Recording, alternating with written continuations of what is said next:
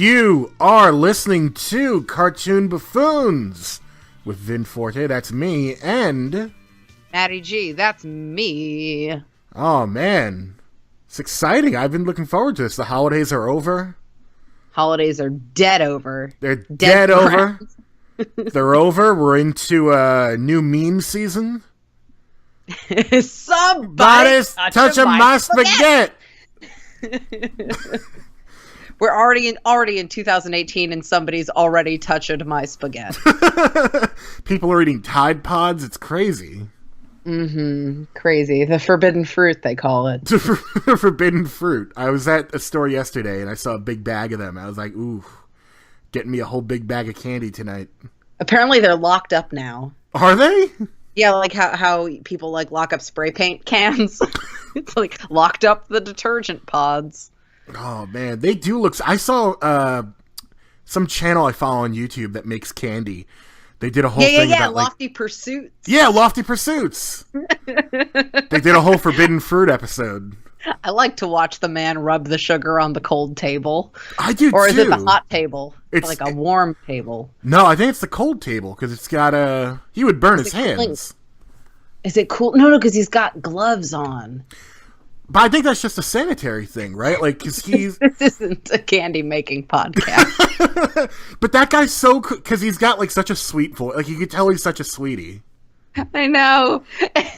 He did a whole episode... Artisans. He did a whole episode where he made this, like, Doctor Who TARDIS candy. And he talked about, like, going to, like, one of the first Doctor Who conventions in the 80s. And it was, like, so sweet and genuine. Aw, gentle nerd. Gentle candy nerds. Gentle candy nerd. But let's get out of candy for a second and get into cartoons. Because let me tell you, I got a secret formula with a little bit of hot and a little bit of hot. Back to the lab. That is back to the lab again.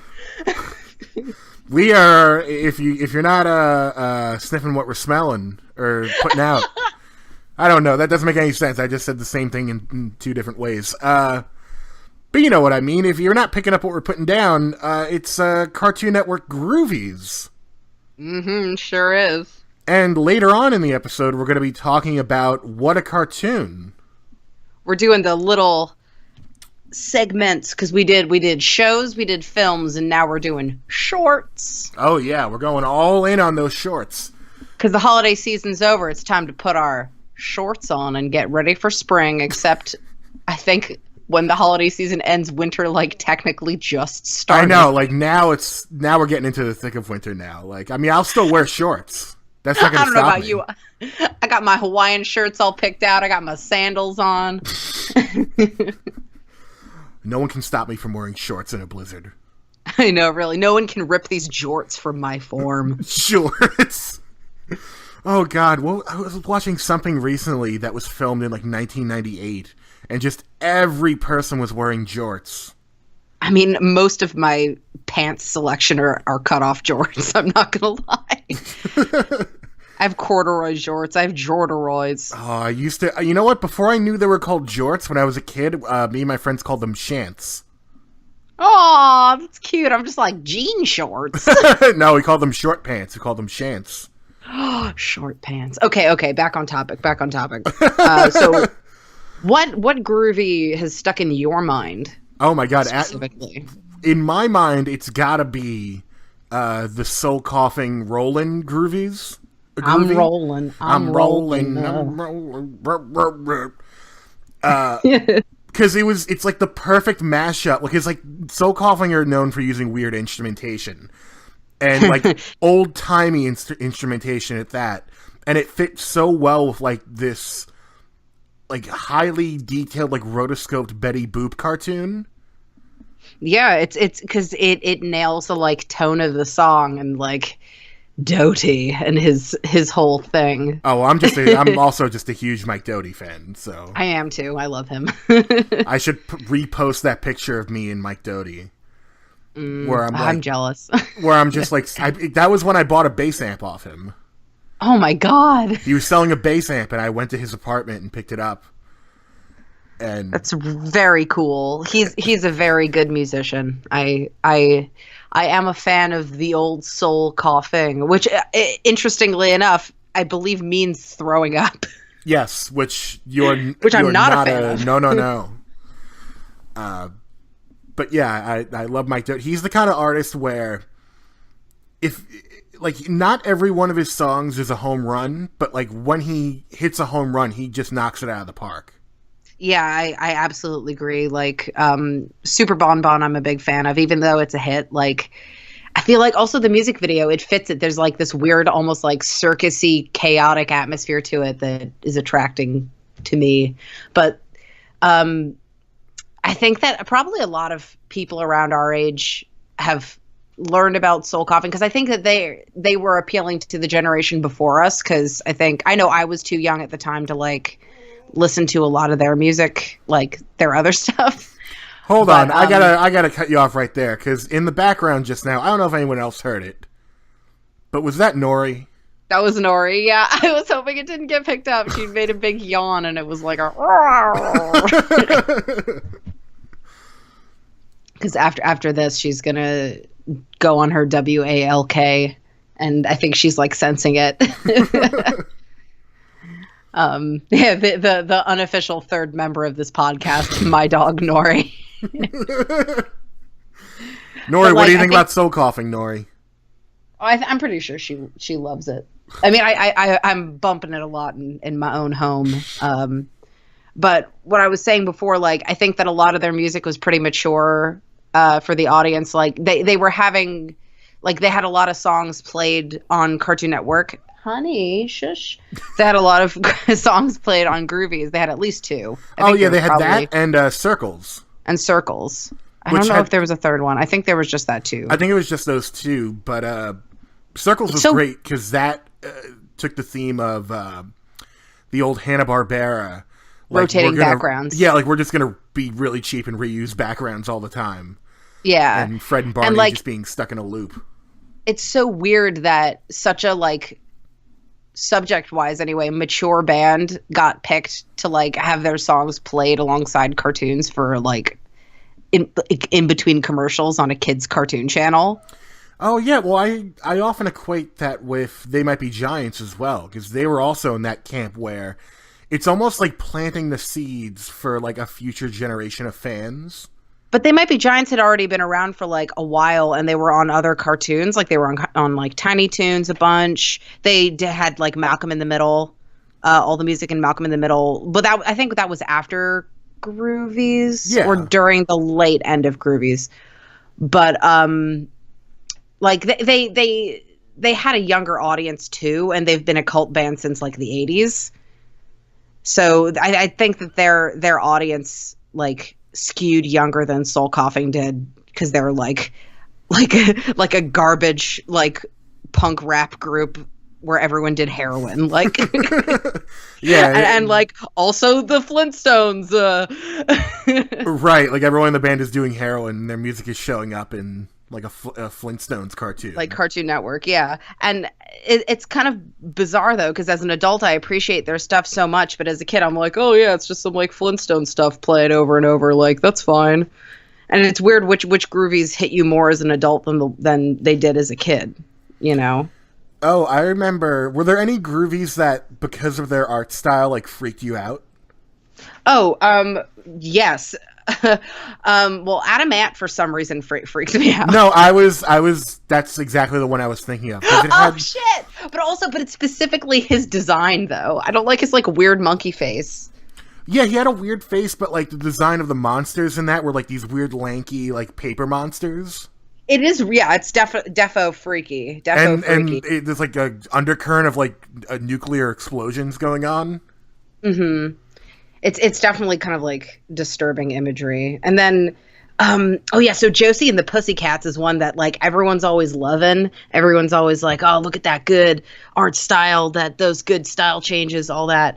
But like the country segment that I think it's supposed to be like a Rock-afire, like Chuck E. Cheese kind of like riff, where they're all like animatronic or puppety and doing country. Oh yeah, I hate their fucking staring eyes. Oh, it's so creepy. It's the fucking worst, and it's the longest segment in that whole goddamn, like, beautifully otherwise animated thing. And then there's this, like, terrifying motion graphics, like, stare at me, like, pioneer women. Like, stop. I don't want it.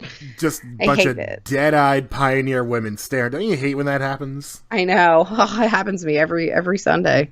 Oh, I love that you brought up Rock-afire Explosion, because every time I can have them name checked somewhere. Yes, I love that bear. Oh, what was Fats Geronimo? I don't know. He just has that pained face, and I love it. Pained like, please kill he just me. always looks like, Please free me from my prison.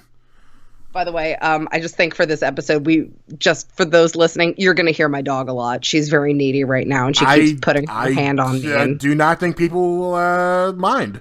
I know, but it's just sometimes if you just hear like a little like puling in the background, just know it's my little dog. But yeah, Rock-afire Explosion, for people who don't know, is basically like the Chuck E. Cheese band. And there's an amazing documentary called The Rock-afire Explosion that everyone should go see. Wow, I actually didn't know there was a documentary on that, and here I come. You absolutely need to see it. Yes, evidently, I would love to see this. It's beautiful and sad, and it's... Oh, you had me with sad. I'm ready. Because here's the thing. Make me sad. It goes through, like, the height of the Rock-afire Explosion and shows you, like, all these people who are, like, still obsessed with it, like tattoos and all that. Like, they follow the remaining Rock-afire Explosion sets around. And then there's, like, one guy who lives in the Appalachian Mountains, who works at, like, a bowling alley. And he saved up all his money to buy one of the last, like, intact, like, Rock-afire Explosion sets. And, like, all the kids come to his house to, like, play with it. The kids come? Why would any, like, sane child go near any of those things? I look at them, I'm just like, yeah, that's some fucking creepy-ass shit. I love this, like, horrible face. You're gonna love, near the end of the documentary, it shows, like, here's where the sadness comes in. Like, they interview the guy who... Stop! Do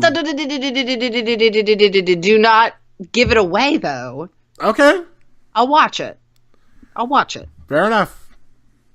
Because also remember, everyone listening is going to hear this. We don't want to spoil it for the ye old listeners. Oh, I don't know if I could spoil it, but yeah, you'll like how melancholy and weird it gets, and you'll see a lot of... I'll say this: you get to see a lot of Rock-afire Explosion in their prime, and then a lot of them after the fact, like in disrepair. Ooh, here I come. I'm very excited. But really quick, so I pulled up Cartoon Network Groovies on YouTube in a window just to like reference visual styling and things like that, and to have a list. And for some reason, the Incredible Shrinking Day one that we mentioned in our last episode showed up, but on the Cartoon Network Brazil channel. And do you know what Ed, Edd n Eddy is called in Brazil? Oh God, I can only. What is it? Do edu. What? Do edu. Oh God, I need to see a Brazilian dubbed episode now. Yeah, Brazilian or Portuguese, I guess, is just such a fascinating language. It sounds like Spanish, but huh? Oh, okay. I thought in my head, I just read Spanish butt, like B-U-T-T. No, but like Spanish butt, like ... Ah. Like Spanish but, huh? Like, but what? What's this little extra, huh? Yeah. Do edu. Do edu. Oh my God. Now I want to... for some reason, my mind jumped to that Stevie Wonder song, Do I Do. do I do? Oh man. But yeah, Incredible Shrinking Day, which I found out gets very misattributed. I found out that there's a lot of Groovies that get misattributed that they might be giants. Yeah, I noticed that too, actually. Where everyone's like, oh yeah, they might be giants. I'm like, no, that's not they might be giants. It's like how they might not be giants. Yeah, it's like when Napster was big and every parody song was misattributed to Weird Al. Oh God. Oh man, I And bet like Dennis Leary was having a hard time. Yeah, and like Weird Al had to come out with that statement saying like, I don't do like dirty song parodies, so if you hear like cursing and stuff, it's not me. Oh God, remember Richard Cheese? Oh yeah, Lounge Against the Machine. Oh yeah, I was a big old fan of his. Sorry, now I'm just getting off topic with just good music, but as far as Groovies go, and fucking high profile bands, Go Monkey Go, DEVO. Oh yeah, they Go got DEVO. Monkey Go. Yeah, I love that one. Oh, Joe. And the other Powerpuff Girls one, what was it? Something I want Spirit in the Sky, isn't it? Signal in the Sky by Signal Apples in and the Stereo. Sky by Apples and Stereo. Yeah. And then there was I think that was where Amiyumi. Oh yeah, Puffy Amiyumi.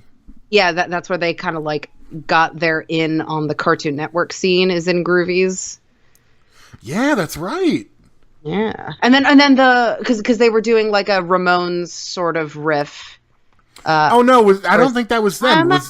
I think that was Shonen Knife. Oh, that was Shonen Knife. That was the other or another J-pop band, I guess. Yeah, because a lot of that song was in. They had like Japanese writing all over the screen and stuff. I don't know why I just assumed that was Amiyumi because they were just like everywhere in the early 2000s on Cartoon Network. They were that because that was like you would blink and then out of nowhere it's like, wait, Puffy Amiyumi have a show? Yeah, and I had no idea who they were, and then it like, ooh, it was excited. It was exciting, and like for some reason I always associate them with the 5, 6, 7, 8s. Oh, as well. Like I feel like I listened to them a lot at the same time. Shonen Knife are really good though. They're a good like Japanese punk band. They did a whole album of Ramones covers under the name I believe it was Osaka Ramones. And that was really good. That's really cool. Yeah. I'm also thinking of the ever groovy right now, the McGill Gorilla one. I actually don't know if I ever saw that one. I never really paid as much attention to the like old Hanna-Barbera ones because like I don't know. And I think we'll probably get to this more with like What a Cartoon later, but like the weird fetishization of Hanna-Barbera in the 90s Cartoon Network like scene. Yeah. But you should like I'm done. You should absolutely look up Gorilla for Sale right now because I think it would really be up your alley. Gorilla for Sale. All right.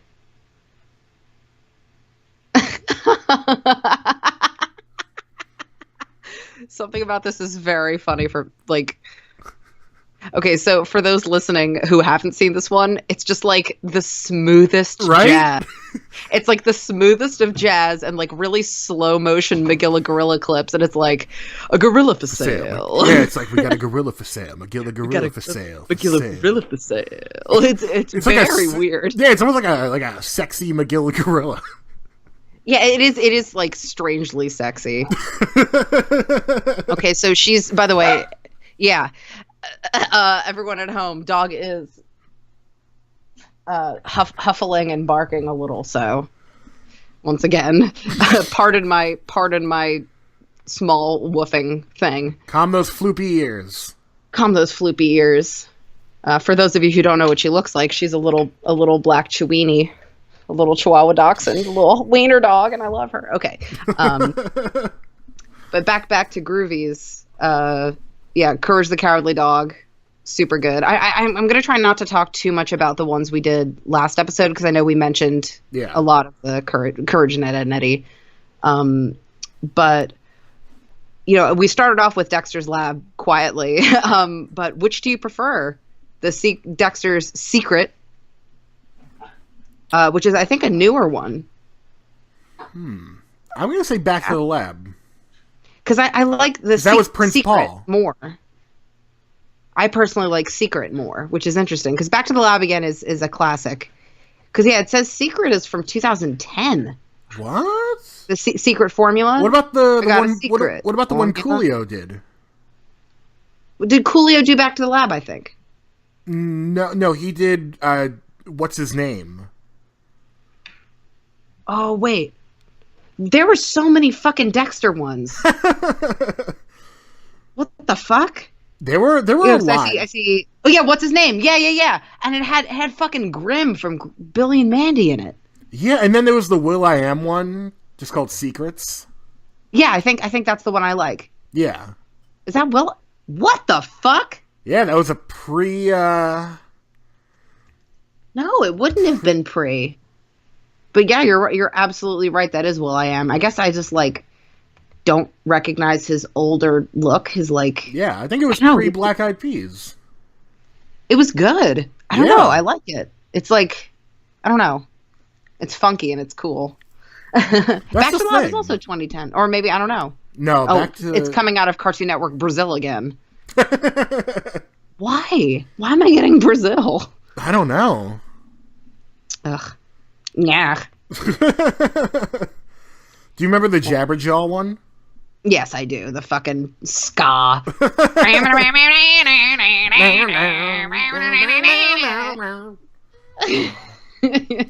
Oh God, remember ska?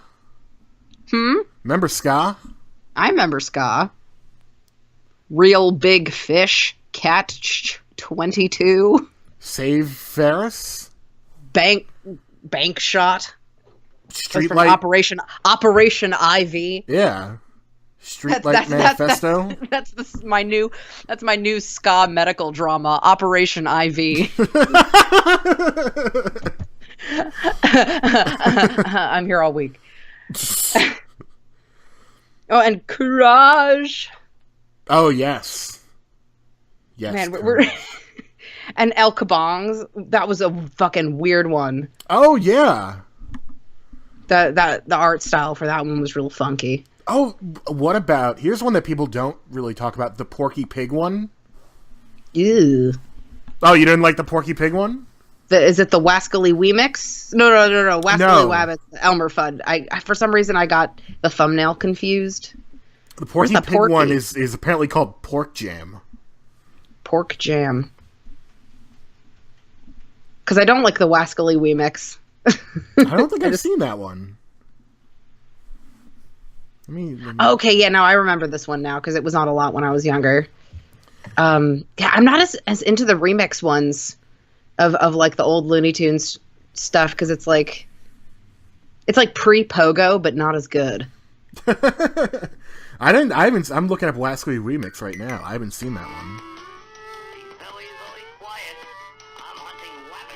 Oh, I've seen this one. Okay. It's just kind of like discordant in a way that's not fun to listen to for me. I don't know. And I love like noise weird shit, but it just was like felt like okay. You know? Yeah. Not so much my kind of like my junk. I don't know. Oh God, in one of the relayed videos is the Josie and the Pussycats one, and the thumbnail is their fucking dead that faces. Awful fucking dead-eyed face. I fucking hate it. I hate it so much. I feel bad because, you know, people probably worked really hard on that. Because that was, like, early motion graphics shit. That was before, like, After Effects even was After Effects that we know it today. And that's like, what were you doing? Like, you obviously worked really hard, but God, those character designs make me want to remove my eyes. Yeah. They just are upsetting. Jesus. Like, I keep looking at him. I keep seeing him in the thumbnail. It's like, you look over there. It's like I'm back playing Doki Doki Literature Club. Oh, my God. Doki Doki Literature Club. That's a different podcast. That's a whole different podcast. That's the Trigger Warning podcast. That's what that is. Well, do you want to have our interlude and then pop on over to the What a Cartoon Corner? Yeah, let's pop on over to the What a Cartoon Corner, and I'll insert a little music right here, which we'll figure out at a predetermined time later on after this recording, and hope you enjoy it. We'll be back. Aha! I'm well tight, hardwired, about to explode. I'm seeing red, all hopped up and ready to go. Well, I've written and I'm searching for a place where I can deliver. I wanna scoot so fast that my head snaps back together. It's okay, that's okay, it's okay, that's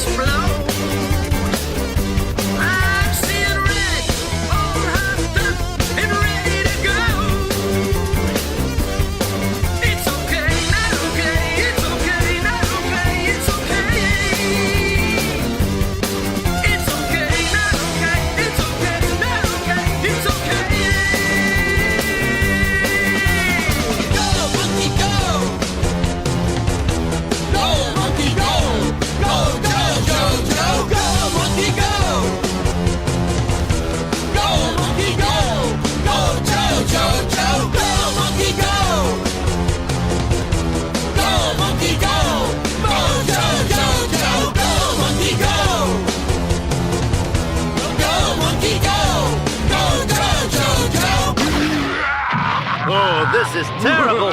What will Townsville do at this moment of crisis? Is there any hope at all? And we're back. And we're back. Good, that synced up the audio tracks. That's perfect. That'll make my job easier later, editing this. But yeah, we're back, and we're going to talk about What a Cartoon right now, which was kind of like I guess it was like the last breath of Hanna-Barbera. There's like a whole weird conversation. Hanna-Barbera? What? Was it actually Hanna-Barbera? Because I know it was like, I think it was before Oh Yeah cartoons, but only by a little bit. And I think they were contemporaries, but it was a lot of like the genesis for a lot of new sort of cartoonist folks, like Craig McCracken got his start on there. A lot of folks, John Dilworth, Courage was a What a Cartoon short originally. Oh, a lot of the Cow and Chicken got their start there. Yeah, there were a bunch of them. There were a bunch of them. Oh Yeah cartoons, I think, came out a little later. What a Cartoon was, I think, 1995 or 96? 94, actually. 94, wow. It was. I think maybe even earlier, because I know there's one that I particularly like that is from 1994. Wow, that's interesting, because there was this period because when you think of Cartoon Network now, you think of Cartoon Network and Adult Swim. Like, okay, at night it transforms into Adult Swim. But before that, like in the 90s, they were kind of testing the waters. And if you're a little younger, you might not, like, it might get lost on you that, like, Cartoon Network at that time was a lot of, like, second-run cartoons. It was a lot of, like, vintage cartoons, golden age cartoons.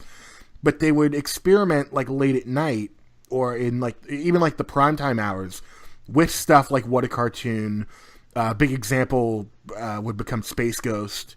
They would always show late at night, and that was sort of like the genesis of Adult Swim. But What a Cartoon really, like you said, gave a lot of people their first big breaks. And it's funny how those shows have really, or those shorts have really, like, resonated throughout the years. Like, even if people don't remember them, if you bring up some of them, like, they'll be like, oh my God, I can't believe you just brought that up. Like, I remember that so vividly. Because they would air kind of like because they were really unlike anything else on the channel in a lot of ways. Like, for example, I don't know what the fuck I would have thought if I saw Worm Paranoia as a kid, because I didn't see that one until I was an adult. But, like, if I had seen that as a kid, I would have been, like, scarred for life. Yeah. Because that's super graphically violent for, like, kids. And we'll get into that a bit later, like the violence and stuff. But I think most of the kind of testing the waters and What a Cartoon was like, there was a lot of slapstick, but it was more so than like Tom and Jerry style slapstick. Like, there would be a lot more gross out and kind of taking it a bit too far. Oh, you would see people get, like, cut the fuck open. Yeah, it was kind of like a very weird kind of, like, the stories are really simple a lot of the time, and some of them would skew for, like, younger audiences, like Craig McCracken's the vampire one. Vampire and Mina? Yeah, Mina and the Vampire, or Yeah. Mina and the Count. Yeah. Yeah, and it, like, that one would skew a bit younger, but then you'd have stuff like Worm Paranoia or, like, I don't know, Boyd and Wyme a little bit, because I just saw that one again, because that's one of my favorites, and there were, like, bizarre things where, like, the bird gets electrocuted and then, like, is collapsed in a pool of his own stomach acid, and, like, the fucking worm is like, stomach acid, huh? Like, that's gross. And, like, it's like, what the fuck? Like, like what? Look at me stewing in my own juices. Exactly. It's like, what the fuck are you? like, what kid is gonna see this and go like, oh yeah, that's fun. That's fun. Or like, and it's like rendered in like a weird, dark way. Like, why? But I love it as an adult. But as a kid, like, what? Like, I'm not sure I would even like pick up on it. I thought it was even strange because that first Cow and Chicken cartoon was about basically like about not smoking. I don't even know if I remember that one super clearly. Oh, it was just like Chicken thinks smoking is cool, so he tries to smoke, and then Red Guy comes out and like tries to convince him to smoke, and I guess like Cal has to stop.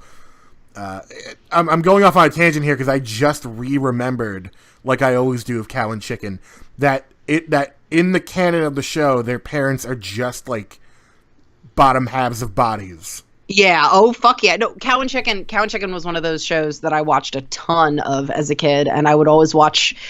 It was one of those shows that like my grandma would sit with me and watch, and she would always laugh at like how Cow would have like bikini like bras on like her udders and shit. And my grandma's like, "Oh, that's so obscene." That's how I learned the word obscene. Was because my grandma said it while I was watching Cow and Chicken. She's like, "It's so obscene. I love it." I love that that's the definition of obscene. In my brain, anyway. That Cow's wearing bras. No, it was like because like her udders would like spill out of these like titty bras. It was. Oh yeah, she would wear like these tiny bras over the udders. It was, God, and also just God bless our Lord and Savior Charlie Adler. Let's just be clear, and he was in a ton of fucking What a Cartoon things because he was like in everything because he could just do fucking bizarro things with those pipes of his. Oh my God. Could he ever? He's fucking crazy. I love his weird self. It was him and like Jim Cummings, and then Tom Kenny kind of weaseled in from Mr. Show to the new Mr. Voice Actor Man. Yeah. I remember there were a couple Yucky Duck shorts that I really liked. Yucky Duck, I like how it looks more than I like how the like stories work. Yeah, I like the weird like mouth motions. Yeah, and the teeth. The freaky teeth. I love it. But in terms of those old ones, there are some like Mina and the Count. I noticed a lot of. Sorry, that was my cat like knocking everything off my desk. My animals are kind of hype right now, but a lot of the things, the art would get really experimental, but the stories would kind of fall flat. Because like Mina and the Count, story-wise, it was really, really basic, and it had a lot of the good old Craig McCracken like slow beats that started out really well, but then he overused a ton of them. Which I guess if we ever talk about his work in an episode, I will kind of rant about.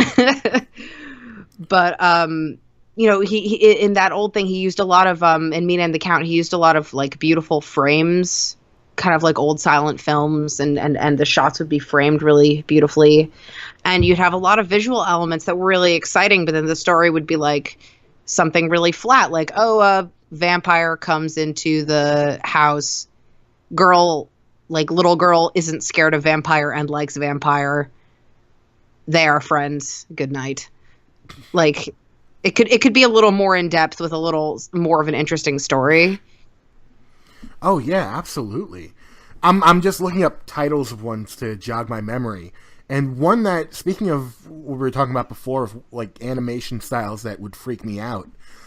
Do you remember the one Strange Things? Strange Things. It was the one that was in all CGI. Ugh.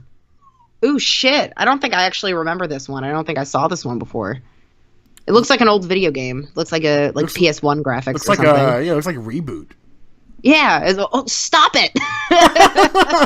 Stop fucking bringing up reboot. Oh my God. Look, as someone who has seen some reboot in the past year, nobody should go back and watch a reboot.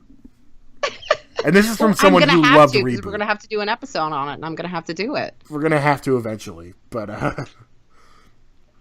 yeah, you're right about like the animation being interesting, but maybe some elements falling flat or being like very simple. Like, what was the one, Pizza Boy? Which actually I don't know if I even remember Pizza Boy. Like, there are a lot of them that just kind of slip through the cracks, because like there were the really, really great ones that stick out. Like, was the one with the cat? Buy one, get one free.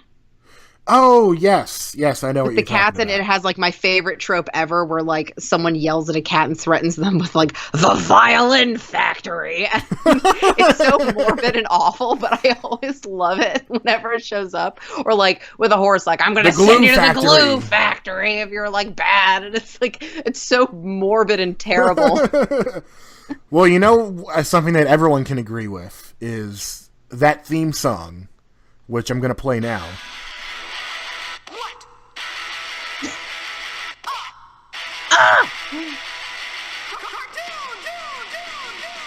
And it would change. It would change for everyone too.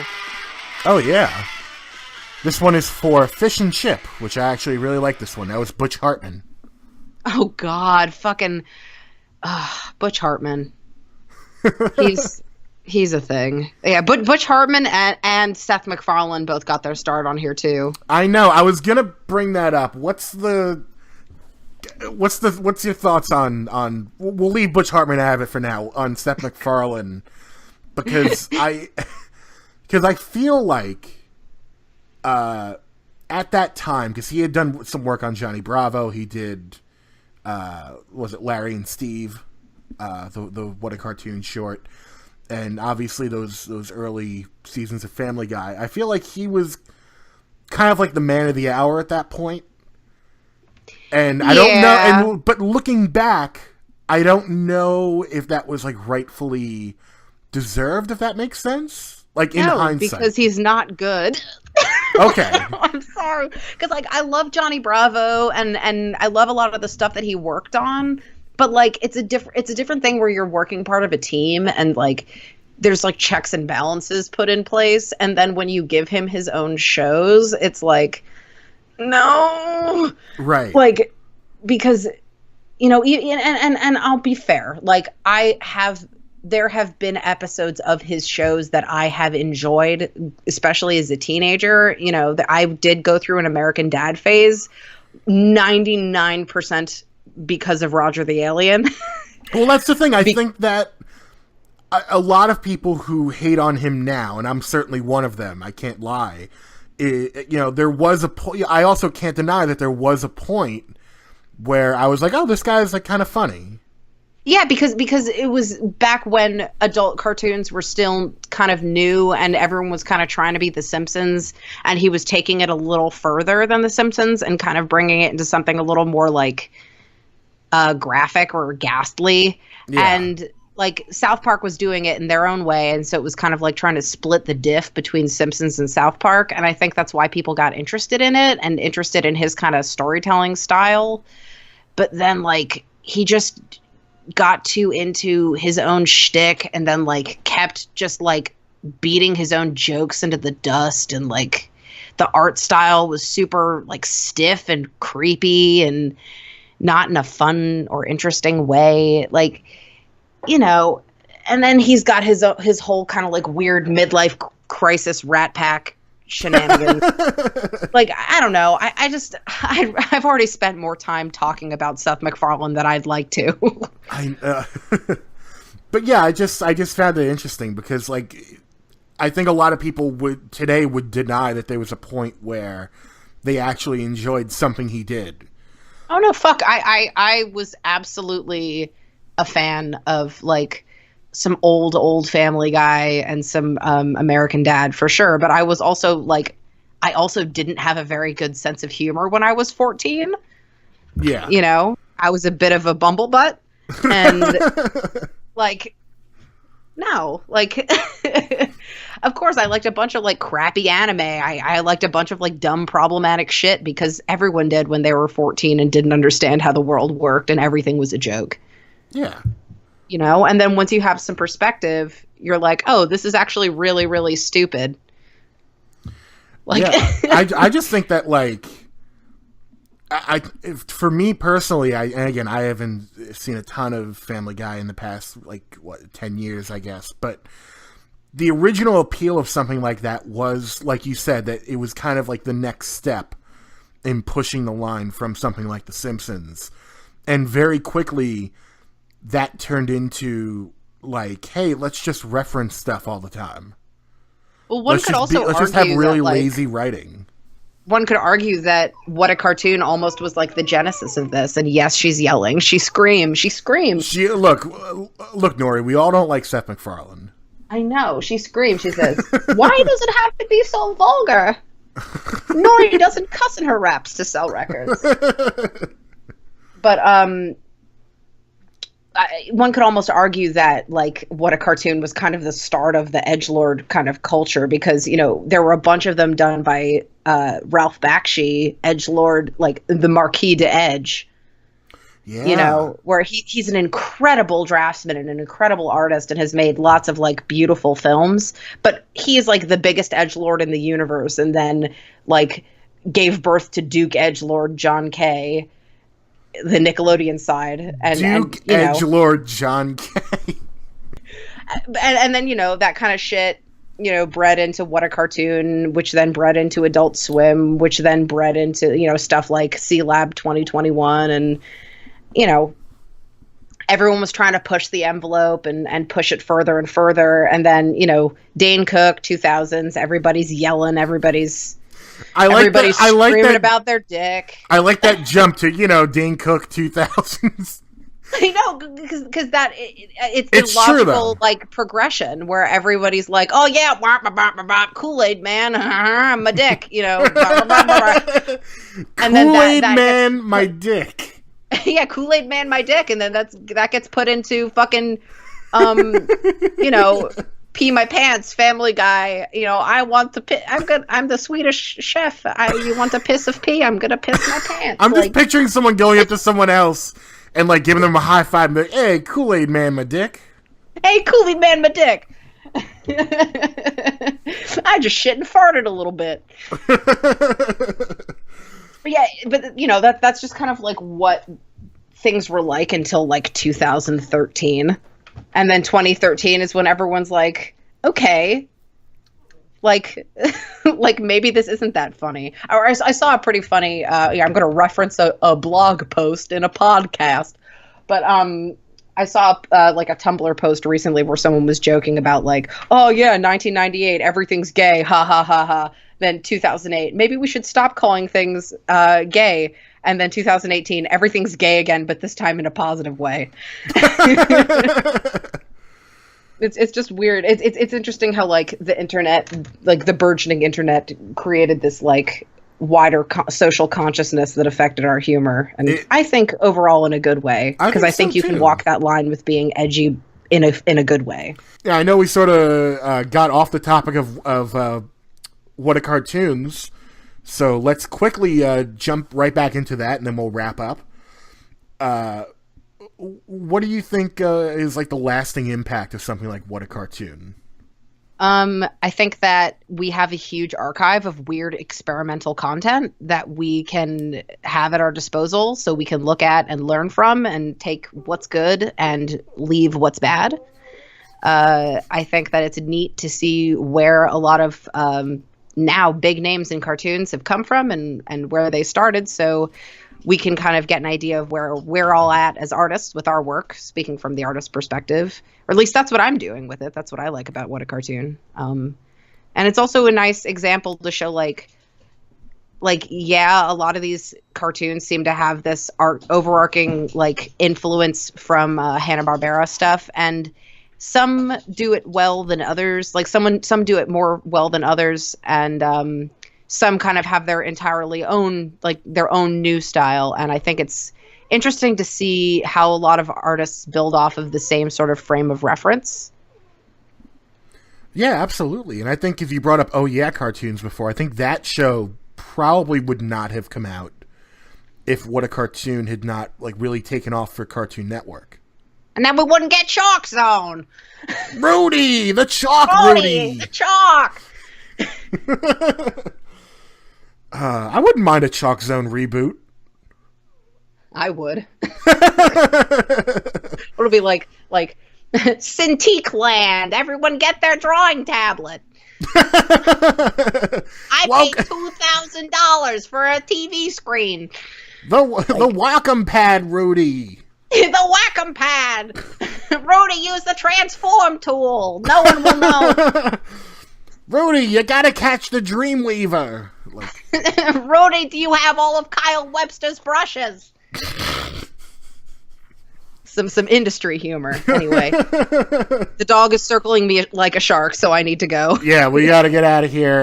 Nori's gonna go for a walk. Nori's gonna go on a walk. Nori's like, I'm getting the fuck out of here. You're bringing up Chalk Go Zone on my now. walk. But yes, for Cartoon Buffoons, once again, I am Vin Forte. You can catch me over on Twitter at MightyVin. I do another podcast called Anytime with Vin Forte that comes out every other Friday. So check that out. And I'm Mady G. Find me at Mady G Comics on Tumblr and Twitter and Instagram. I draw a picture. And will there be something out by the time the next episode comes around? I don't know if by the time the next episode comes around, but I've got an issue of Invader Zim coming out. I can announce it now. It's issue number 28. Order it if you can pre-order it. If not, look out for it in stores. There's also an alternate cover by Ryan Tsai. I hope I'm pronouncing that last name correctly. They're also a very fantastic artist. And Oni is doing some really cool experimental shit with this series, and they're letting us have a lot of creative freedom with the issues. So if you want something kind of funky and new but still Zim, I recommend checking out issue 28. Written by Sam Logan, author of Sam and Fuzzy, the webcomic. Machi, that's exciting. Yeah, drawn by me and colored by Fred Stressing. So yeah, who is a fantastic colorist. Check that out. If you buy your comics locally, go to your local comic book shop. Tell them to get some Invader Zim in. Get some Oni Press up there. Oh yeah, ask them to stock it because the deadline for pre-orders is coming up pretty soon. Get it. And you know who else I heard? Nori, who's ready to go have a pee outdoors. Yeah, they're squawking up a storm in there. So we're gonna get out of here, and we'll see you next month with more Cartoon Buffoons. All right, Chowski. Bye. Bye. We got a gorilla for sale, McGilla gorilla for sale. We got a gorilla for sale, McGilla gorilla for sale. We got a gorilla for sale, McGilla gorilla for sale.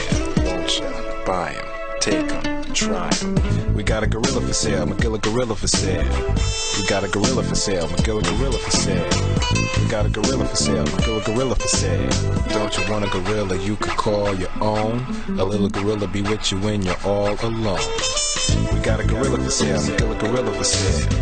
We got a gorilla for sale, McGilla gorilla for sale. Don't you call him a monkey, he don't got no tail. And if he needed, then McGilla the monkey would be for sale. With shoes on his feet, suspenders, and a hat on his head. There's not much about our dear little gorilla that hasn't been said. We got a gorilla for sale, McGilla gorilla for sale. We got a gorilla for sale, McGilla gorilla for sale. We got a gorilla for sale, McGilla gorilla for sale. Except for Mr. Peebles, he don't like primates. McGilla Gorilla just isn't a mammal with whom he relates. He'll sell you a cat or a dog or a bird or a tiny goldfish. But down deep beside Mr. Peebles, he's got himself only one wish, saying, we got a gorilla for sale, McGilla gorilla for sale. We got a gorilla for sale, McGilla gorilla for sale. We got a gorilla for sale, McGilla gorilla for sale. There's a girl called OG and she wants to buy a little gorilla from Peebles, he ain't asking why. Just get that thing out my window, you can hear him cry. But she's got no money, Mr. Peebles almost died, saying, we got a gorilla for sale, McGilla gorilla for sale. We got a gorilla for sale, McGilla gorilla for sale. Won't you buy him, take a look, try him. We got a gorilla for sale, McGilla gorilla for sale. We got a gorilla for sale, McGilla gorilla for sale. We got a gorilla for sale, McGilla gorilla for sale. We got a gorilla for sale, McGilla gorilla for sale. We got a gorilla for sale, McGilla gorilla for sale. We got a gorilla for sale.